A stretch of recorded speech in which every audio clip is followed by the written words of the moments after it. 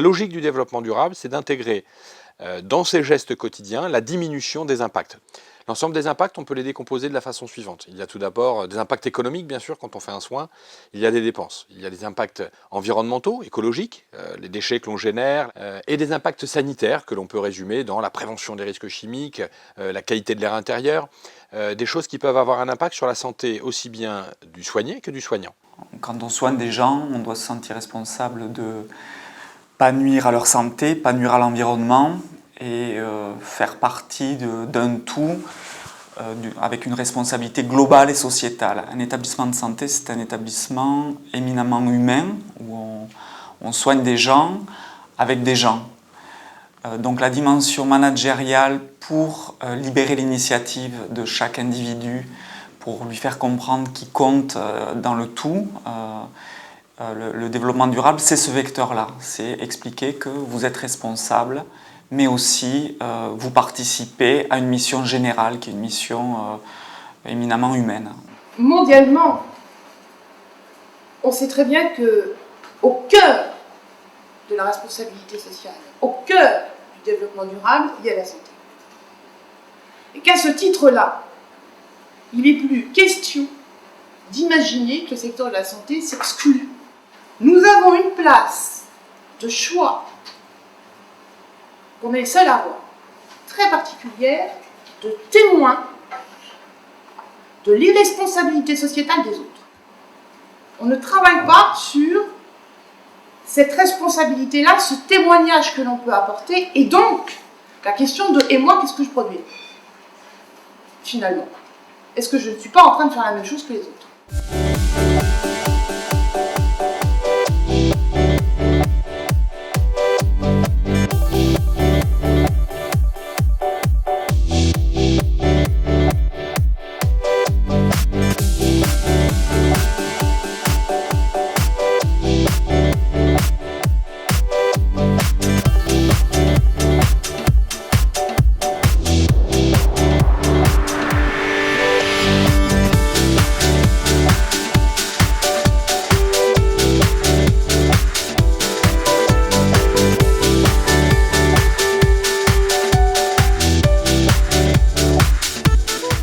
On a voulu réfléchir aux implications environnementales de la fonction linge, de la création de l'article textile jusqu'à la destruction du produit. En 2007, nous avons modifié notre politique d'achat et notre procédure d'achat pour y intégrer des critères propres au respect de l'environnement et propres au développement durable.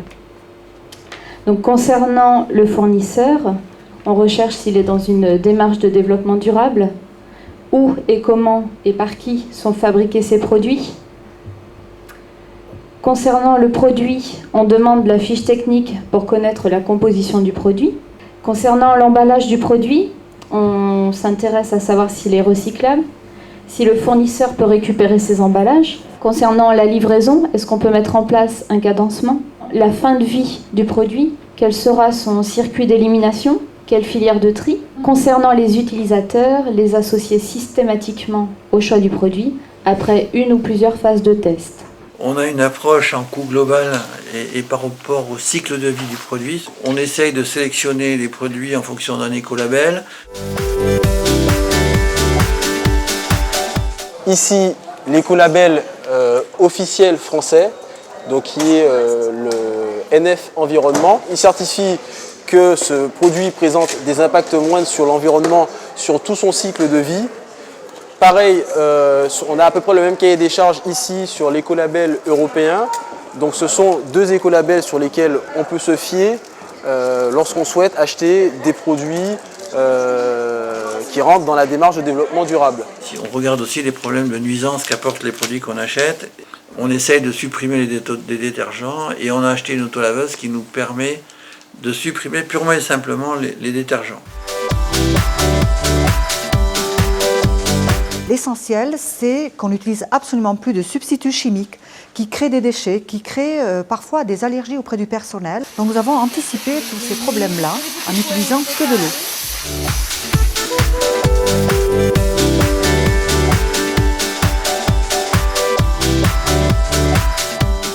Nous avons 23 filières différentes de tri sélectif. Même les clients portent leurs puits d'usagers, les bouchons qui sont récupérés par des associations, les clichés radio. Ça, c'est un sac qui a servi à faire des soins chez un patient infecté. L'emballage des compresses avant qu'il n'ait servi peut aller dans le sac bleu. L'emballage de la bétadine avant qu'elle n'ait servi peut aller dans le sac bleu.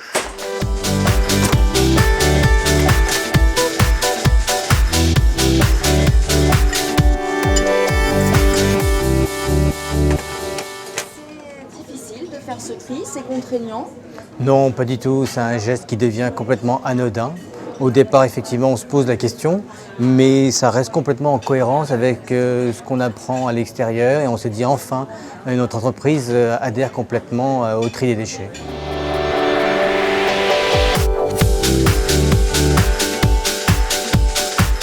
Les points forts sur lesquels nous avons beaucoup travaillé, comme les stations étaient très vétustes, c'est la chaufferie centrale notamment.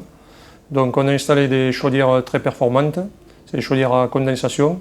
Parce que le problème qu'on connaissait avant de faire ces travaux, c'est qu'en fin de ligne, comme les bâtiments sont très étendus et dispersés, on avait des déperditions de chaleur et on avait du mal à avoir de l'eau chaude partout en même temps. Et les personnes faisaient couler l'eau très longtemps pour avoir de l'eau à température confortable pour le patient. Les éclairages, le travail qui a été fait, c'est à partir de 22 h le soir. Les parties circulation et où il y a peu de passages sont mis en demi-éclairage, comme les couloirs ici sont très longs. Donc on a un pavé lumineux sur 2 qui est en fonction. Le bénéfice, on a fait une économie de 38%.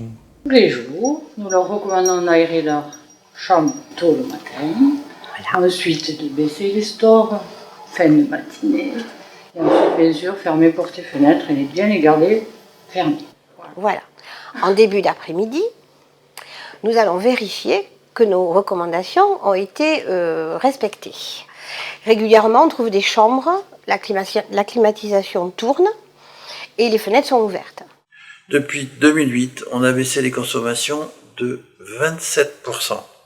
Tout notre établissement est entièrement géré au niveau énergétique sur informatique, c'est-à-dire qu'on est capable en permanence de dire dans telle chambre il fait telle température. Jusqu'à il y a 5-6 ans, on ne se préoccupait pas de la consommation d'eau. C'était normal de consommer de l'eau. L'eau, c'était quelque chose qui est à notre portée, d'ailleurs, c'est toujours à notre portée. Et c'est depuis 5-6 ans qu'on se préoccupe d'essayer de mieux consommer. Notre problématique a été, lorsque nous avons été amenés à créer une nouvelle stérilisation, de penser tous les circuits, d'éviter de multiplier les déchets et d'en profiter pour éviter de consommer inutilement de l'eau. Alors l'économie d'eau se situe principalement au niveau de la production, c'est-à-dire qu'en fait pour produire de l'eau osmosée, on va utiliser, on va dire pour 100 litres d'eau adoucie, on va produire 50 litres d'eau osmosée et 50 litres qui normalement sont rejetés à l'égout, on les récupère dans une cuve et on le réinjecte en fait dans le réseau technique de la stérilisation.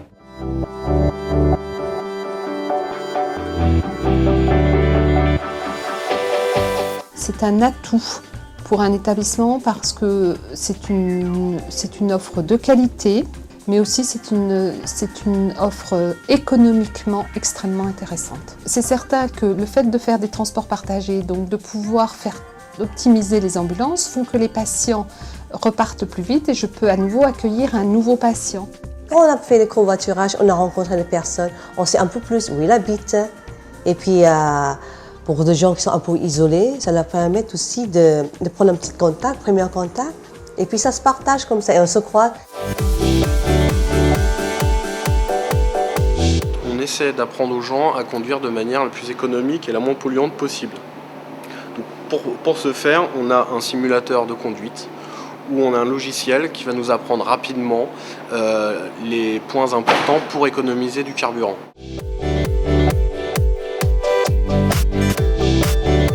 J'ai emménagé en centre-ville. Le centre-ville étant très proche de la polyclinique, j'ai décidé de supprimer la voiture dans mon quotidien. Donc je ne me déplace plus qu'à vélo pour tous mes déplacements.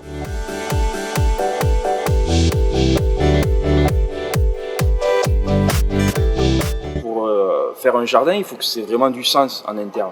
Donc la première chose, ça a été vraiment un travail avec notre restauration. Sur un logique de légumes référents, donc le légume référent, c'est le légume qu'on n'achète plus concrètement et qu'on produit directement chez nous. Moi, ce qui m'a intéressée pour participer au club jardinage, c'est avant tout la démarche qui était mise en place, c'est-à-dire de réunir dans une activité des personnes de différentes origines professionnelles, aussi bien des secteurs de soins que du technique, que de la HAD. Et du coup, ça permet de sortir un petit peu de ce contexte qu'est le travail au quotidien et de se rencontrer, de pouvoir discuter de tout autre projet. Sur un toit au soleil, en compagnie de légumes de qualité, légumes bio qui seront utilisés ensuite pour la restauration, donc consommés et par les patients et par nous autres. Donc c'est un petit peu participer à l'écologie, à la boucle du développement durable. Je trouve ça agréable de venir, que ce soit pour ramasser ou même pour côtoyer d'autres personnes, c'est juste prendre un bol d'air, tout simplement.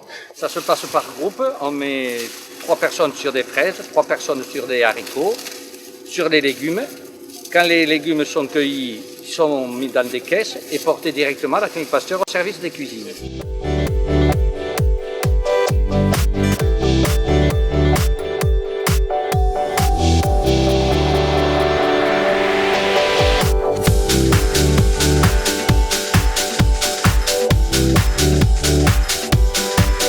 Il n'existe pas 2 séances de musicothérapie identiques. Donc on va suivre en gros un même schéma, un même profil qui va s'adapter à chaque cas. On va les accompagner, on ne doit pas non plus devenir éponge. Donc là, il faut absolument garder une petite distance tout en étant empathique et à l'écoute. Voilà, vous essayez de détendre votre visage, votre front, vos yeux, et vous allez vous laisser bercer par le bruit des vagues, de la musique qui va bientôt arriver.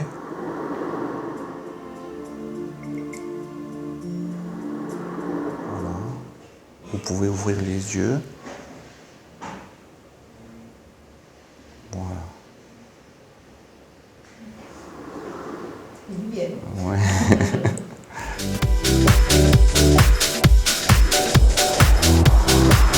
Donc j'interviens en fait 2 fois par semaine dans l'unité de soins palliatifs. Les séances se déroulent en fait à peu près sur un temps de 20-25 minutes. Voilà, je pose un diagnostic, je mets les aiguilles et puis en fait, ensuite je les accompagne. Voilà, je les écoute, je parle avec eux.